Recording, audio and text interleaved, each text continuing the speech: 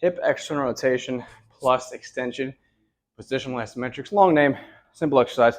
So what we're going to do is set up in that same, or set up in extension first, kneeling down. External rotation means we take this right foot over towards the right here, my left foot is back, finding a stretch in that hip. So the positional isometric is essentially finding a certain angle to drive into for a certain amount of time. So for example, if my end range is here and the goal is to hit at end range, cool, that's where I'm doing my positional isometric at. If I want to go more mid-range, then I might say, hey, don't go as deep into it, but just start here and try to push against this immovable object that you got behind you to drive my foot that direction. So right here, I'm simply trying to squeeze my hip as best I can to drive my foot that direction. Push, push, push, push, and then relax.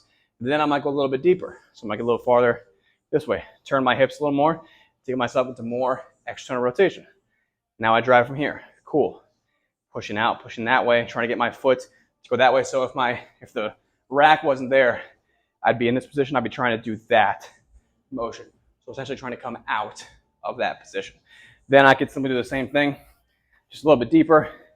And again, the sheet will say how many places I want you to pick. Could be 1, could be 3, could be 5, right? From here, I'm just trying to drive as best I can, fighting into as best as possible for as long as the sheet says.